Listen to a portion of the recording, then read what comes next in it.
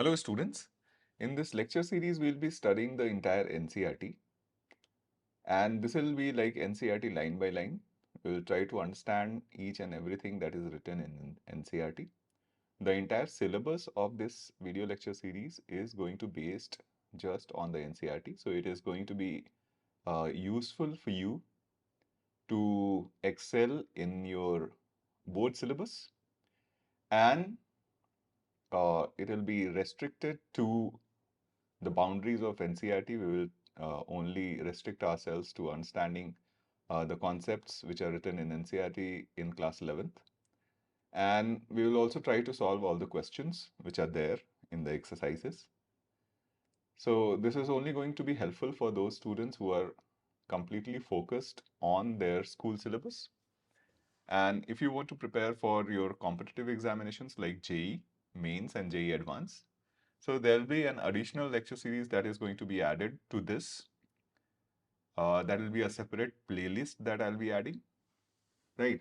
So here we will only be concentrating on whatever is there in the NCERT and within the boundaries of it, right? So today we'll be starting with the first lecture and the first chapter of NCERT class 11th, that is sets. Okay, let's start. So the introduction, the concept of set serves as a fundamental part of the present day mathematics, right? So it is a very important concept that was developed. Today, this concept is being used in almost every branch of mathematics. We will see how. And set are also used to define the concepts of relation and function. This is also going to follow in the chapters to come. All right.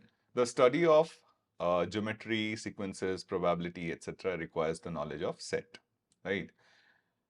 The theory of set was developed by German mathematician George Cantor, and he first encountered the sets while working on the problems of trigonometric series. In this chapter, we discuss some basic definitions and operations involving set. So just to give you a background as in how and why this entire concept of set was discovered and developed. So it was developed by this German mathematician, George Cantor, right? And he developed the entire concept while working on problems of trigonometric series, right? And how important is this? This was a very important concept that was developed by George Cantor because it basically gave us the concept of set, gave us the idea of mathematics of infinity.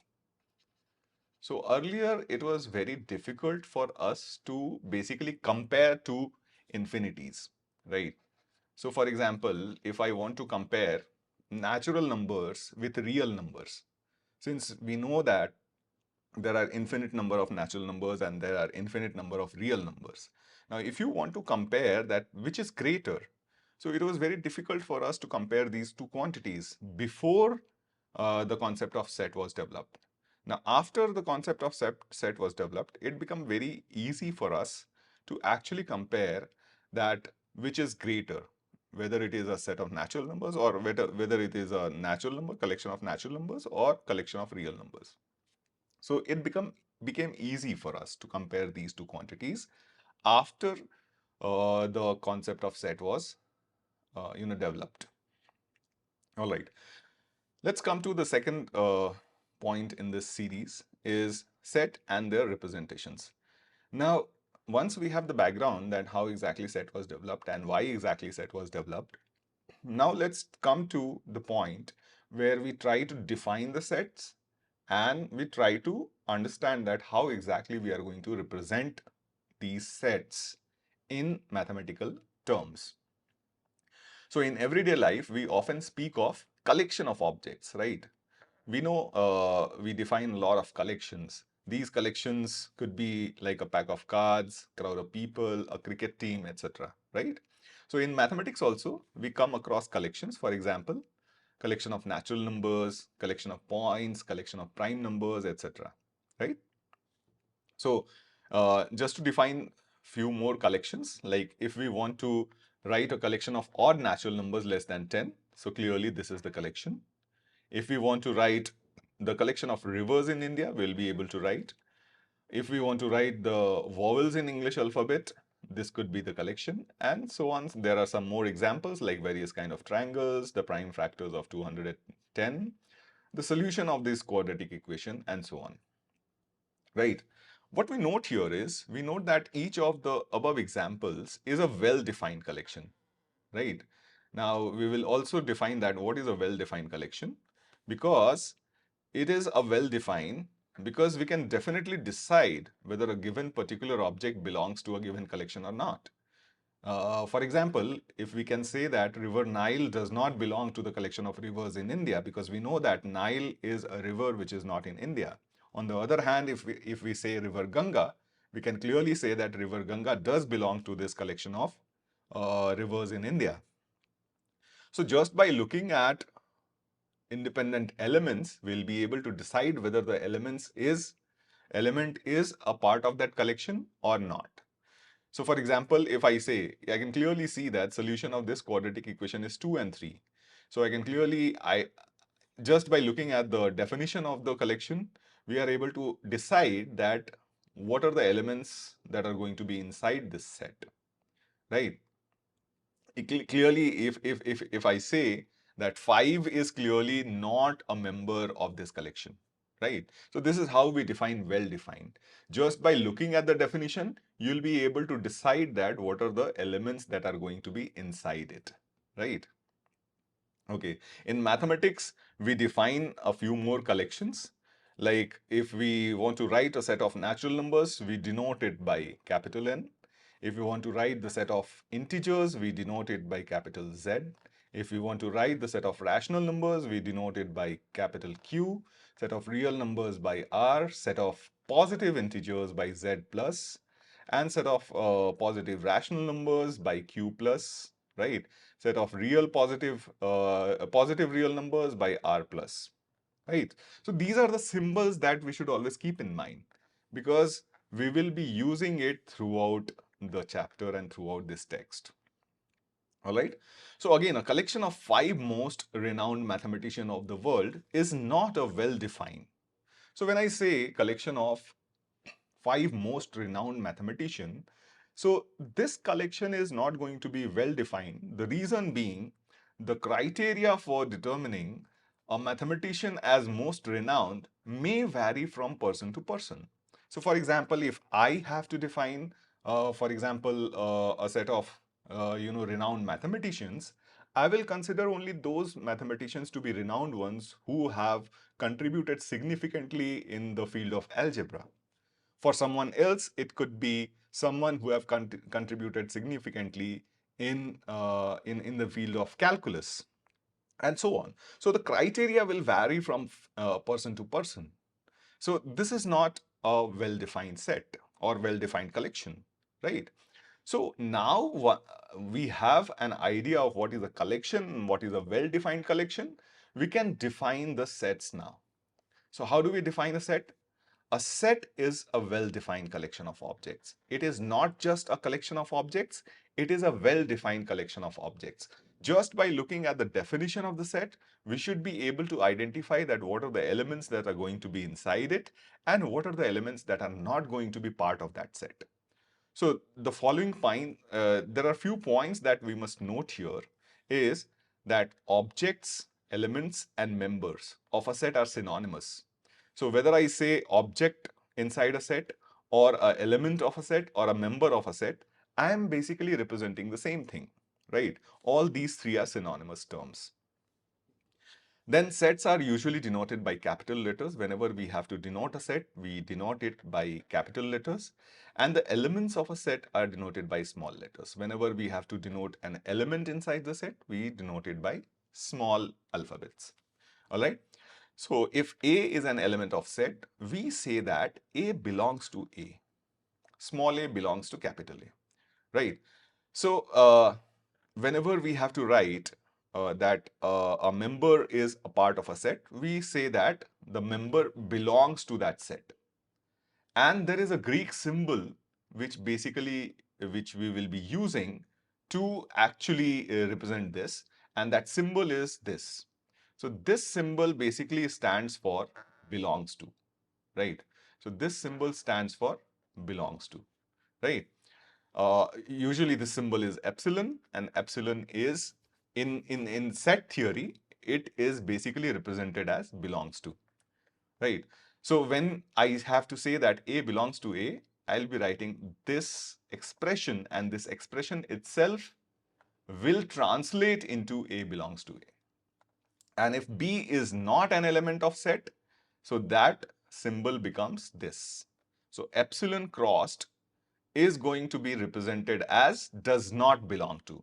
So this represent does not belong to, right? So when we write B epsilon crossed A, right? So this says that B does not belong to A. So we have to be careful about the symbol this. This says belongs to, and this says does not belong to, right? So we have to keep this in mind. So let's see some examples. Thus, in a set V of vowels of an English alphabet, A belongs to the vowels or set of vowels, but B does not belong to the set of vowels, right? Similarly, if we try to write the set P of prime factors of 30, so we know that prime factors of 30 is 2, 3, and 5, right? So 3 belongs to this set, but 15, since 15 itself is not a prime number, so we say that 15 does not belong to the set P, right? So this was about defining the set. Let's go back again and try to understand the definition of the set. So we say that a set is a well-defined collection of objects. I hope you are now clear about the word well-defined, right? Okay, now let's come to the part of representing a set. So there are two methods which we will be using to represent a set. First one is a roster or a tabular form, and the second one is going to be a set builder form. Now let's try to understand in detail that what exactly are these two forms. So in roster form, all the elements of set are listed, the elements being separated by commas and are enclosed within brackets. So whenever we have to write a set in roster form, we will list down all the elements inside the set. We will separate each of the elements by a comma, and we will include them in these closed braces or curly brackets for that matter, right? For example, if we have to write the set of all even positive integers less than 7, so we know that even positive integers less than 7 are 2, 4, and 6. So if we have to write this set in roster form, we will be writing all the elements, that is 2, 4, and 6, separated by comma, and we will enclose them within curly brackets, right? So let's see some more examples. So if we want to write the set of all natural numbers which divide 42, so we know that 42 is divisible by 1, 2, 3, 6, 7, 14, 21, and 42, right? So we have written all the elements inside the set, we have separated them by comma, and we have included them within curly brackets, right? Let's see one more example. And before that example, there is an important note. The note is that in roster form, the order in which elements are listed is immaterial. That means the order is not important. So for example, if A is a set and say there are 3 elements inside it, say 1, 2, and 3. So if I write the set A in this way, or if I write the set in a way that these numbers, the order in which these numbers appear is different. For example, if I write 2 first, then 3, then 1. So both of these sets are same. The only thing that is different is the order in which we have written the numbers or the elements. So it is saying that in roster form, the order in which elements are listed is immaterial. For example, in this example itself, right? So if we want to write set of all natural numbers which divide 42, we have written it in this way. If we change the order of occurrence of these numbers, the set will remain the same. The set will not change, right? So just keep this in mind. The order in which the elements of set appear inside the set is immaterial and is not going to be a deciding factor whether the set has changed or not. So if we write the set in example A as this or this, they both represent the same set. All right. Let's see another example. Set of all vowels in English alphabet. So we have written all the vowels separated by a comma and we have enclosed them within curly brackets. If we want to write the set of odd natural numbers, so we will write this set as 1, 3, 5 and so on. So here we have to spend some time to understand. See, the set of odd natural numbers is an infinite set, right? So whenever we talk about infinite set, it is going to be impossible for us to include all the elements inside the set, right? Because there will be infinite number of elements. And if we start writing all the elements, it will take us forever to actually write that set, right? So what we do is we write first few elements of the set, right? And till the time we are able to establish a pattern, right? So we write the elements of the set till we are able to establish a pattern, and then we end it with 3 dots and include it within curly brackets. So for example, if I see this set as 1, 3, and 5, I am able to clearly identify a pattern of how the numbers are written. So we have 1, we have left 2, we have included 3, we have left 4, we have included 5. Then the next element is something we will be able to identify, that we are going to leave 6 and the next element is going to be 7. Then we will be leaving 8 and the next element is going to be 9. So we are able to identify the pattern, right? So in order to write infinite sets, what we do is we write the first few elements till the time we are able to, establish a pattern, and then we will write a comma and then end it with 3 dots. And these 3 dots represent that the numbers continue or the set continues indefinitely, right? So just keep this in mind. Now comes the second, important note, and this is again going to be very important. So it may be noted that while writing the set in roster form, an element is not generally repeated. So whenever we are trying to write a set, we make it a point that we do not repeat an element inside a set. For example, if we want to write a set of all the alphabets from which school is made, so we will write the set as S, C, H, O, and L. Though O comes twice in this letter or in this word, we have included it only once. So usually we make it a point that we do not repeat elements inside a set. So set, if you have to define, we try to make sure that each of the element inside the set is unique. And if you want to include this in your definition as well, so we can, redefine the set as a set is a well-defined collection of, I can write one word here, unique elements, right? Since we usually do not repeat elements inside the set, so we can say that a set is a well-defined collection of unique objects. Is this all right? Okay, moving forward. So this is how we define or represent a set in roster form, right? Now comes the second representation, a set builder form. Let's try to read what is written here. So in set builder form, all the elements of a set possesses a single common property which is not possessed by any element outside the set. Be very careful here. All the sets cannot be written in a set builder form. Usually those sets can be written in a set builder form for which all the elements inside the set possesses a single common property, right? If this is possible, then only we will be able to write a set in a set builder form. If we are not able to establish a single common property which is followed by each and every member of the set, and no other member beyond that set is able to follow that property, then only we will be able to write a set in a set builder form. So just I'm highlighting the sections which are going to be important.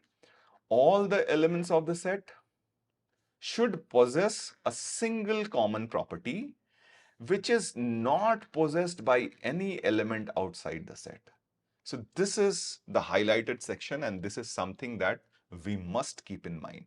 So only those sets we will be able to write in set builder form for which all the elements possesses a single common property, and this property is not possessed by any element outside this set. For example, if we want to write a set of vowels, right? For example, in the set this, if we want to write this set in a set builder form, I can clearly see that the elements inside the set written here are A, E, I, O, U. These are all the vowels, right? So the property, if all these elements follow a common property, and the property is that they are vowels in English alphabet. They are vowels in English alphabet. And we also know that any member beyond this set is not going to follow this property. See, there could be another way of defining this set. For example, not another way. If we define a set, say, for example, if we call this as a set V, and we can clearly see that V is a set of vowels of English alphabet. For example, if say a student defines this set V as, set of alphabets, right? Set of alphabets. So clearly, all the elements inside this set follow that property of being an alphabet. All these A, E, I, O, U are alphabets. But the point is, beyond this set also there are some elements which follow the property of being an alphabet. For example, B is there, which is not an element of the set, but still is an alphabet. For example, Z. Z is not an element of the set, but still an alphabet. So you have to define the property in such a way that only the elements inside the set follow that property, and no element other than the set follows that property, right? How do we write it? We write it as V is equal to X, and X is a vowel in English alphabet. So there are three important sections. The curly brackets are definitely going to be important. The second important part is this part, and the third important part is this part. So how exactly these two are important and these two are written? So here you may observe that we describe the element of the set by using the symbol X. So whatever you write here is going to be the element which will be considered inside this set. So if we have written X, all the X's are going to be inside this set. Now, how do we define this X? How do we identify that since this is a variable, right? So someone has to, take the value of this variable. Now, how do we define that? Which are the elements that are going to take the value of this variable is by this property. So here we write the element which we are going to include in the set, right? Followed by a colon, and after the sign colon, we write the characteristic property possessed by the elements of the set, and then enclose the whole description within braces, right? So what we do is, whenever we have to write a set in a set builder form, we write the set, we start with a curly bracket, we write the element which we are going to include inside the set, and the colon, and the property which the element is going to follow, right? So using this property, we are going to identify that what are the elements that are going to follow this property, and by identifying the elements, we are basically identifying the elements of the set, right? So it is always written as this. This is going to be the element inside, and this is going to be the property which basically helps us identify that what are these elements going to be, right? And how do we read this? So we read this as V is a set. V is a set of all X's such that X is a vowel in English alphabet. So this colon basically represents such that. So V is a set of all X's such that X is a vowel in English alphabet. Let's see another example. Say, for example, I have written this in set builder form, right? How do I read it? So A is a set of all X's such that X is a natural number and X lies between 3 and 10. So the set of all X such that X is a natural number and X lies between 3 and 10. So this is how we read a set builder form, right?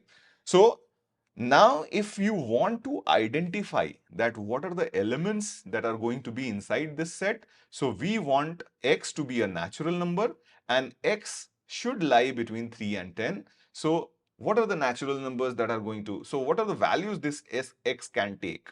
So X can take the value of 4, 5, 6, 7, 8 and 9, right? So if I want to convert this set builder form into a roster form, I could have written the same set by listing down all the elements inside the set here as a roster form.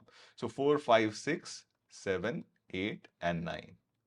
So these two basically represent the same set.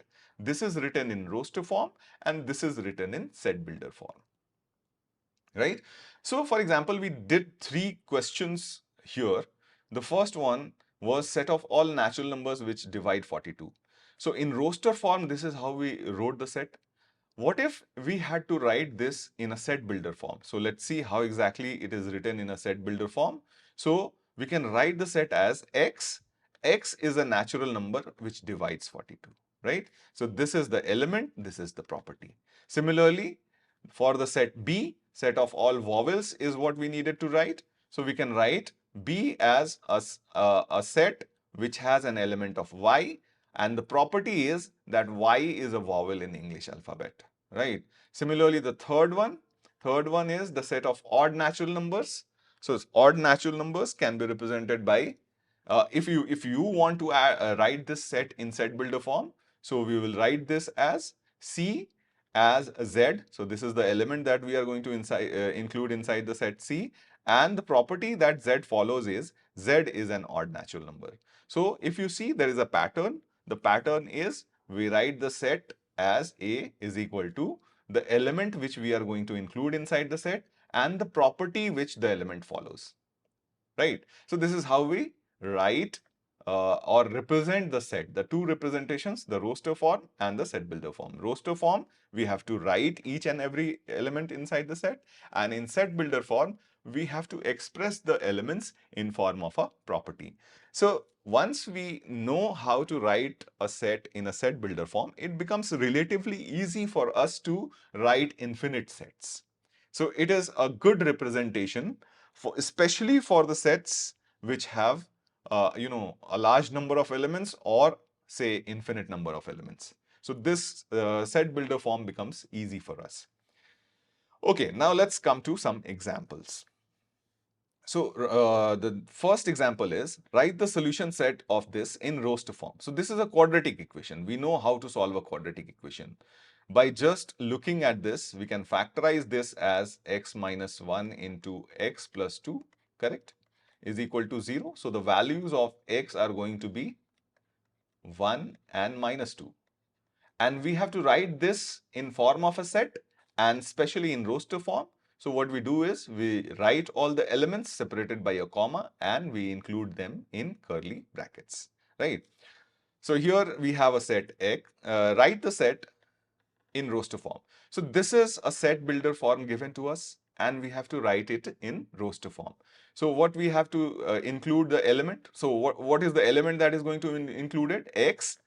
And the property which X follows is that X is a positive integer such that square of the positive integer is less than 40. So let's try to identify that which are the positive integers whose square is going to be less than 40. So if we identify, we can clearly say that the natural numbers whose square is going to be less than 40 is 1, 2, 3, 4, 5 and 6. So these are the only natural numbers whose square is going to be less than 40. And if we want to write this in roster form, we will write all these elements inside the set separated by comma and enclosed within curly brackets, right? So write the set this in set builder form. So here we have been given a roster form and we have to convert it into a set builder form. Now let's try to understand. We have to decide a pattern. What exactly is the pattern that is being followed? So we have 1, 4, 9, 16 and 25. So 1 can be understood as 1 square, 4 can be understood as 2 square, 9 can be understood as 3 square, 16 can be understood as 4 square, 25 can be understood as 5 square. So clearly I can clearly establish a pattern. So all the elements inside this set A are nothing but the square of all the natural numbers, right? Square of all the natural numbers. So what we are going to do is you may write the set as X. So this is the element that we are going to include. And what is the property that X follows? So X is a square of a natural number. X is a square of a natural number. This is one way of representing it. Is it the only way to represent it? No. There could be multiple ways of representing a roster form into a set builder form. Another way could be in a more mathematical sense. We can write this A as A is equal to X. So this is the element that we are going to include. And what is the property that X follows? That X is equal to N square, where N is a natural number, right? Could I have written this in another way also? Yes, for sure. We could have also written this A as, see, I am going to write here the element that I am going to include. So I am going to include the element as X square, right? But the element or the way we are going to identify the element, we have to write a property. So what is the property? That X is a natural number, right? So this is also one way of writing the same set. So here the element that we are going to include is X square, and how do we define or how do we get the value of this element is by putting X as any natural number. So this also will be giving us the same set. So there could be multiple ways of representing a roster form into a set builder form. From set builder form to roster form is only one way, right? So if you have been given a set in a set builder form and you have to write it into a roster form, this is a unidirectional way. That means a set builder form can be written in a roster form in only one way. Keeping in mind that we are not considering the order in which the elements appear as different sets. It is going to be the same set. We have read that above also, right? But if a roster form is given, there could be multiple ways of representing the roster form into a set builder form, right? Okay. Now let's see the example 4. Write this in a set builder form. So let's try to identify the pattern first. We have to identify the pattern first. The pattern is, here you have 1, here you have 2. Here you have 2, here you have 3. That means the denominator is going to be 1 more than the numerator. And if you see the numerator, we have included all the natural numbers 1, 2, 3, 4, 5, 6. Natural numbers till 6. We have included the natural numbers till 6, and the denominator is just 1 more than the numerator. So we can write this set in a set builder form as, we will be considering the element as X, where X is equal to N upon N plus 1, right? We know that denominator is 1 greater than the numerator. So we have considered numerator as n, the denominator as n plus 1. But how do we define, or what are the values of n that we are going to take? So n is a natural number, and we are considering only those natural numbers in between 1 and 6, both included, right? We could have also written this set as, say, A, or let us say we define the set as B. B, we could have written it as n upon n plus 1. So this is the element that we are going to consider, right? And how do we define the n? So n is a natural number and n lies between 1 to 6. So this is another way of representing the same set. So this is the element. So whatever comes before the colon, whatever comes, this is not semicolon, this is colon. Whatever comes before the colon is the element that you are going to consider in the set, and this is going to be the property that the elements are going to follow, right? So this is how you define from a roster form to a set builder form. All right, let's see the example 5. Match each of the set on the left described in roster form with the same set on the right described in set builder form. So the first, if you see PRINCAL, so let's see which of these set builder forms represent this roster form. X is a positive integer divisible by n. Obviously not. X is an integer such that x square minus 9 is equal to 0. Obviously not. X is an integer such that x plus 1 is equal to 1. No. X is a letter of word principle. Yes. So this can be matched to, so first one can be matched to D. Now let's see, this set has only one element, that is 0. So clearly I can see that the equation this is going to yield only one value of x, that is x is equal to 0. And no other x can satisfy this relation, right? So clearly this can be matched to this. Now the third one, we have 1, 2, 3, 6, 9 and 18. Just by looking at the pattern, I can clearly see that all these are, factors or, numbers which divide 18 or divisors of 18. So clearly this can be matched to this. So we are left with 3 and minus 3. Clearly these are the solutions of this equation. So this can be matched to this. I hope now you are able to understand that how do we define a set first, then how do we represent a set in roster form, in set builder form? How do we convert a roster form into a set builder form and a set builder form into a roster form? Now, once you are clear with these, concepts, we are now fully equipped to solve this exercise 1.1. So let's try and solve the questions of exercise 1.1. Okay, the first question is, which of the following are sets? First, we have to identify by the definition which is going to be a well-defined collection. So only the well-defined collection is going to be a set. Okay, let's try the first one. The collection of all months of a year beginning with letter J. Now, if you try to identify that which are the months which begin with letter J. So you have January, you cannot have February, March, April, May.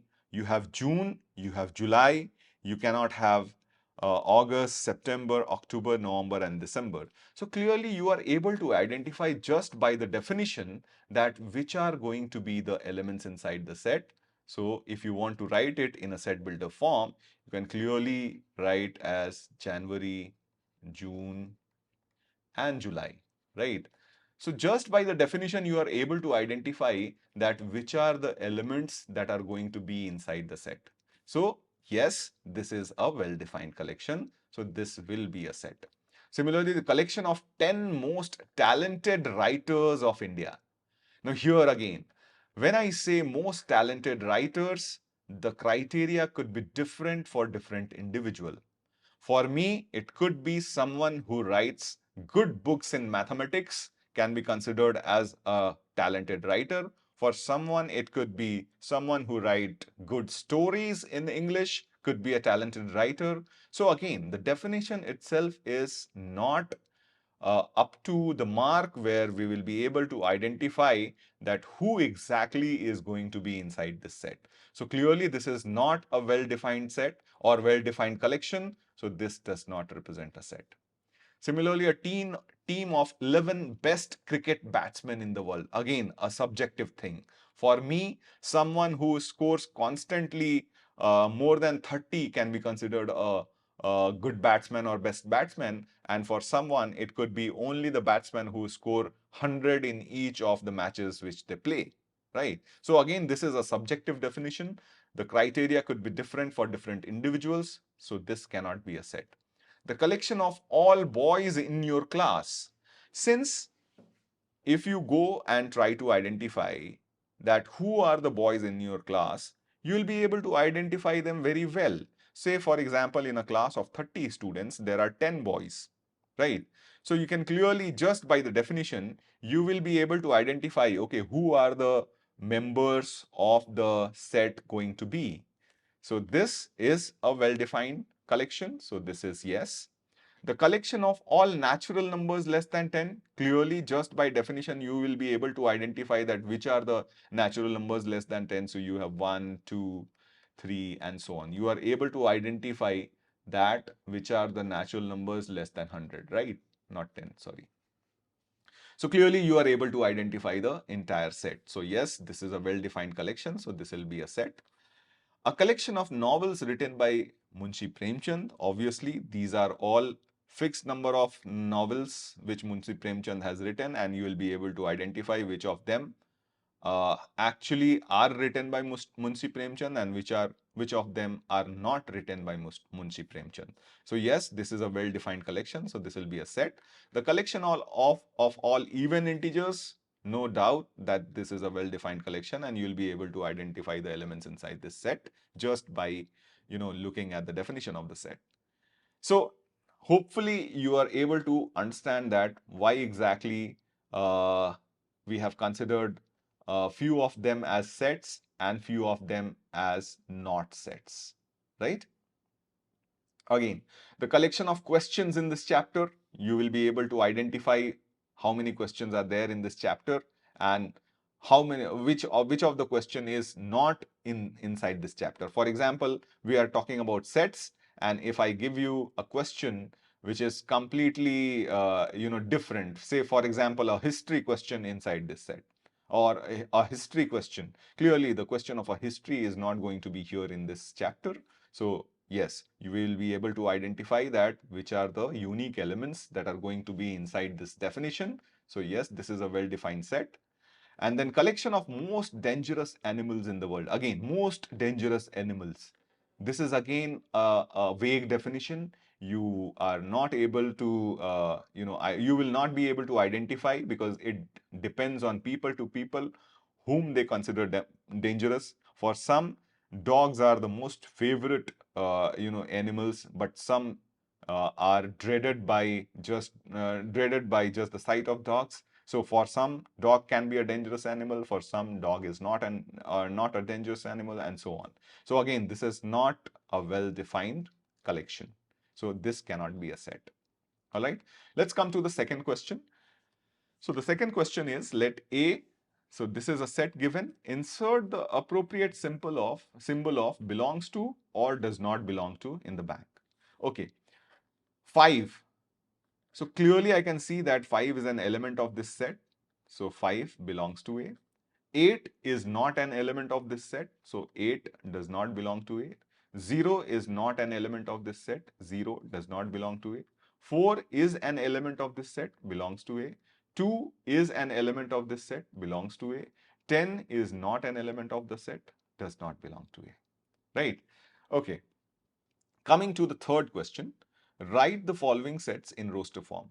So you have A, you have to include X as an element, and the property that X follows is X is an integer and it lies between -3 and 7, including -3 and excluding 7. So if you want to write in roster form, you will have to start with -3, then you have -2, -1, 0, 1, 2, 3, 4, 5, and 6, right? So clearly, we have written down all the elements which satisfy this property. So this is how you convert this set builder form into roster form, right? Considering B, X is a natural number less than 6. So you have to write all the natural numbers less than 6. So you have 1, 2, 3, 4, and 5, right? Okay. C is X is a 2-digit natural number such that sum of its digit is 8. So you have to write all the 2-digit natural numbers whose sum of the digits is 8. So how do we write it? So you can start from 80, then you have 71, then you have 62, then you have 53, then you have 44, then you have 35, then you have 26, then you have 17. That's it, right? So this is how we write this in set builder form. Roster form. The fourth one is x. X is a prime number which is a divisor of 60. So if you try to write 60 as a prime factor, so you can write this as 2 into 2 into 3, right? And into 5, correct? So the prime factors or prime numbers which are divisible, which are divisors of 60 is only 2, 3 and 5. Although 2 is repeated twice, we will write it only once. So this set is going to be 2, 3 and 5, correct? Okay. Set of all the letters of word trigonometry again. So there is T inside it, there is R inside it, there is I inside it, there is G inside it, there is O inside it, there is N inside it. We have already included O, so there is M inside it, there is E inside it. We have already included T, there is R inside it. Again, we have already included R, so there is Y inside it. So this is how you write all the letters of word trigonometry. Similarly for better, so there is B inside it, there is E inside it, there is T inside it, since we have already included T once and we have already included E once, so there is R. So this is how you write the set. Okay, coming to the fourth question, write the following in set builder form. So first we have to identify, this should be curly bracket. First we have to identify the pattern. So this is 3, 6, 9 and 12. 3, 6, 9 and 12. So the pattern is, this is written as 3 into 1. This is written as 3 into 2. This is written as 3 into 3. And this is written as 3 into 4. So if I have to write the first one, right? If I have to write the first one in a set builder form, I could have written it as x, right? Where x is equal to 3n, right? Where n is a natural number, where n is a, where n is a natural number, right? And n lies between 1 and 4. So, and n lies between 1 and 4. So, this is one way of writing the set first. Similarly, you have 2, 4, 8, 16 and 32. So, if you see carefully, you have 2, 4, 8, 16 and 32. So 2 is 2 to the power 1, 4 is 2 to the power 2, 8 is 2 to the power 3, 16 is 2 to the power 4 and 32 is 2 to the power 5. So you can write the second set as x, where x is 2 to the power n, where n is a natural number and n lies from 1 to 5, right? So this is how we can define the second one. The third one, this is 5, 5 square, 5 cube, 5 to the power 4. So third, again, we can write it as x, where x is equal to 5 to the power n, where n is a natural number and n lies between 1 and 4, both included, right? The fifth one is you have 2, 4, 6, clearly all the set of even natural numbers. So you can write this as x, where x is even natural number, correct? Then the fifth one, you have 1, 4, 9. So 1 is 1 square, 2 square, 3 square and up to 10 square, right? So fifth one can be written as 1 x, where x is equal to n square, where n is a natural number and n lies between 1 and 10, both included, right? So this is how you can solve the question 4. Let's come to question 5. List all the elements of the following set. So x is an odd natural number. So if you want to write this in roster form, so you have to list down all the odd natural numbers. So you'll start with 1, 3, 5. Now I can clearly establish the pattern. So I'll write these 3 dots and close it. X is an integer such that x lies between minus half. Minus half is minus 0.5 and this is 4.5. So you want all the integers which lie between minus 0.5 and 4.5, right? So clearly the integers are going to be 0, 1, 2, 3 and 4, correct? X is an integer such that square of the integer is less than equal to 4, right? So square of the integer is less than equal to 4. So we will start with minus 2 because its square is 4. Then minus 1 square is 1. 0 square is 0. 1 and then 2. Correct? Here you have X is a letter of word loyal. So you have to write all the letters of word loyal inside in form of a roster form. So you have L there, you have O there, you have Y there, you have A there. Since we have already included L, so we will not repeat it. X is a month of year not having 31 days. So not having 31 days. So January has 31 days. Then you have February, right? Which has either 28 or 29 days. Then March have 31 days. Then you have April, right? May have 31 days. Then you have June, right? Then July has,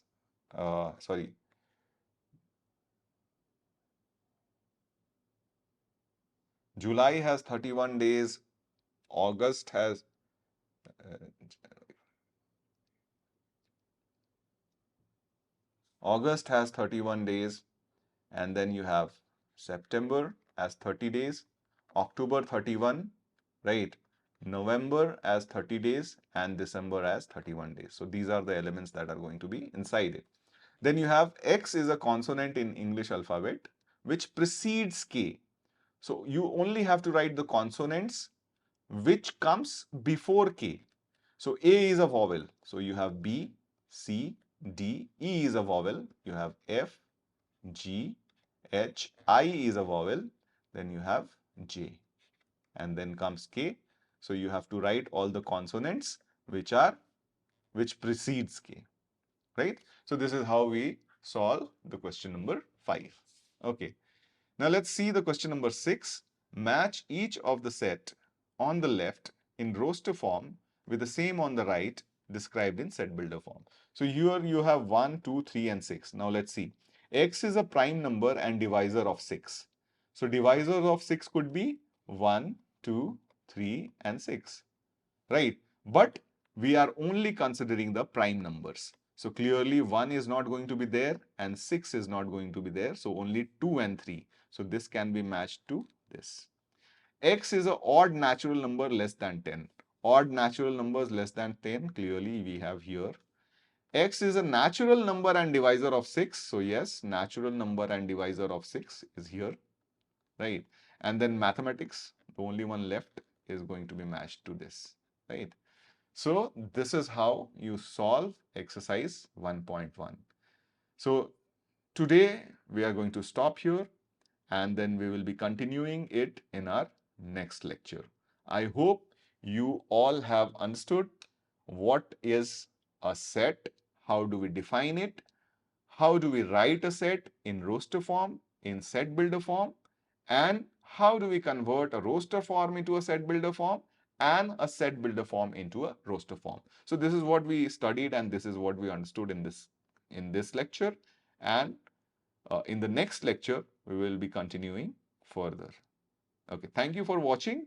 Keep following these lectures because here we will be talking everything that is written in NCERT. We will try to understand each and every concept in detail, and at the same time we will be solving each and every question which is there in the book.